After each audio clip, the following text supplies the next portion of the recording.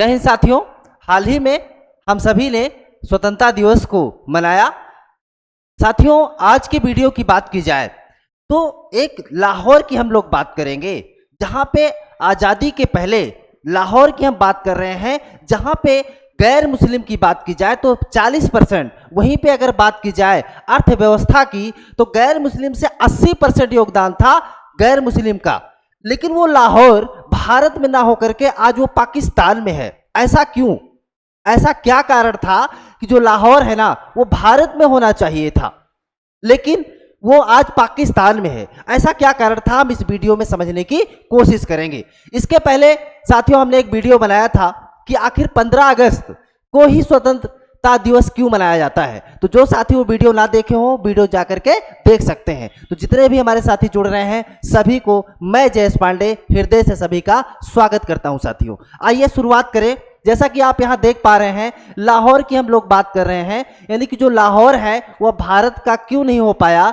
और जो हिंदुओं का, चूंकि मैंने पहले ही आपको बताया और बताना चाहते हैं कि लगभग 40% आबादी थी वहां पे। 1941 की जनगणना की अगर बात की जाए तो लगभग 40% आबादी थी हिंदुओं की। इसके बावजूद भी लाहौर आज पाकिस्तान में है। तो हम समझेंगे सब कुछ इस वीडियो के अंदर, तो हमारे साथ अंत तक बने रहिए। आइए शुरुआत करते हैं साथियों।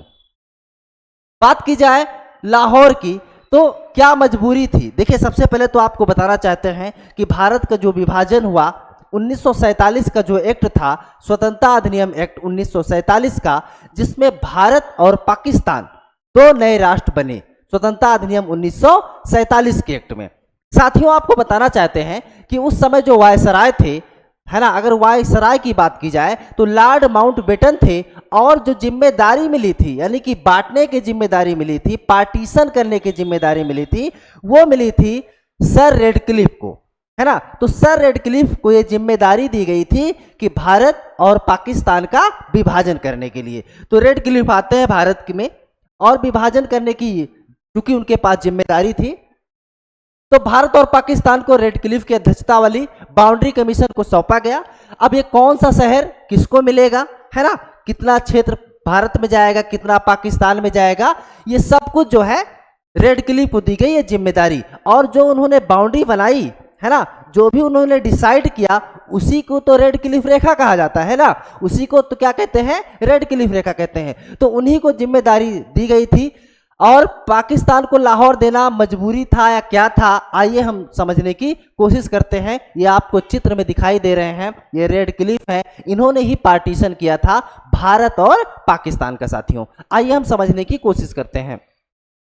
आगे अगर बात की जाए क्यों भारत को मिलना चाहिए था लाहौर, देखिए यहां पे अगर बात की जाए तो 40%, है ना, 40% यहां पे गैर मुस्लिम लोग रहते थे। लेकिन देखिए, लेकिन यहां पे अगर बात की जाए प्रॉपर्टी ऑनरशिप की तो 80% था, है ना, प्रॉपर्टी ऑनरशिप में 80% था गैर हिंदुओं का। साथ ही साथ आपको बताना चाहते हैं साथियों, अगर मंदिर की बात की जाए, लौ मंदिर, अगर लाहौर की बात की जाए जो कि भगवान श्री राम के पुत्र लौ के बारे में कहा जाता है कि उन्होंने बसाया था लाहौर को। तो लौ मंदिर कहाँ है, लाहौर में है। महादेव मंदिर लाहौर में है, कृष्ण मंदिर, वाल्मीकि मंदिर, इसके अलावा स्कूल, कॉलेजेस, बिजनेस, सब में योगदान था किसका, गैर मुस्लिमों का और हिंदुओं का। खास करके सिख भी, हिंदू और सिख का बहुत बड़ा योगदान था लाहौर को बसाने में।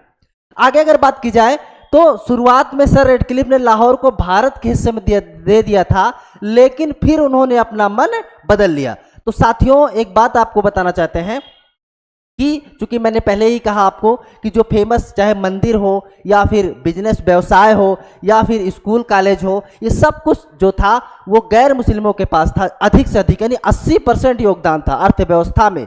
पूरे अर्थव्यवस्था की बात की जाए तो 80% योगदान था, इसके बाद भी वहां चला गया। तो देखिए शुरुआत की अगर बात की जाए तो उन्होंने दिया था किसको, भारत को। अब देखिए यहां पे अगर बात की जाए, देखिए इसलिए पाकिस्तान को देना पड़ा लाहौर। अब हम लोग बात कर रहे हैं कि पाकिस्तान को क्यों देना पड़ा था। इसमें अगर बात की जाए, एक रिपोर्ट के अनुसार कहा जाता है कि रेडक्लिफ से लंदन में बातचीत की थी। जब रेडक्लिफ लाहौर को लेकर सवाल किया गया तो उन्होंने मुझे सीमा रेखने खींचने के लिए 10 से 11 दिन ही मिले थे। मैंने देखा लाहौर में हिंदुओं की संपत्ति ज़्यादा है, लेकिन मैंने ये भी पाया कि पाकिस्तान के कई हिस्सों में बड़ा शहर नहीं था, इसलिए मैंने लाहौर को भारत से निकालकर पाकिस्तान को दे दिया। आगे कह रहे हैं, रेडक्लिफ ने पाकिस्तान को लाहौर देना मजबूरी लिया हुआ फैसला बताया। उन्होंने कहा, मैंने लाहौर को पाकिस्तान में दे दिया। अब इसे सही कहो या कुछ, लेकिन मेरी मजबूरी थी कि पाकिस्तान के लोग मुझसे नाराज थे, लेकिन उन्हें खुश होना चाहिए कि मैंने उन्हें लाहौर दे दिया। साथियों, हम आपको बताना चाहते हैं, जब यह विभाजन का कार्य चल रहा था कि कितना भारत को मिलना है, कितना पाकिस्तान को मिलना है, तो उस समय चूंकि जो है धर्म की अगर बात की जाए, क्योंकि बंटवारा हो रहा था जो धर्म के आधार पे, यानी कि जहां पे हिंदू की जनसंख्या ज्यादा थी वो हिंदुस्तान, जहां पे मुस्लिम की जनसंख्या ज्यादा थी वो पाकिस्तान। लेकिन हुआ क्या था कि लाहौर था ये भारत के हिस्से में, लेकिन हुआ क्या कि 12 अगस्त 1947 को, साथियों मैं लिख दे रहा हूं, 12 अगस्त 1947 में ये अफवाह हो जाती है पाकिस्तान में कि लाहौर जो है वो भारत के हिस्से में जा रहा है। 12 अगस्त 1947 को ऐसा माना जाता है कि कहीं से लीक हो गया था, सर रेडक्लिफ के पास से कहीं से लीक हो गया था कि जो लाहौर है वो भारत के हिस्से में जा रहा था।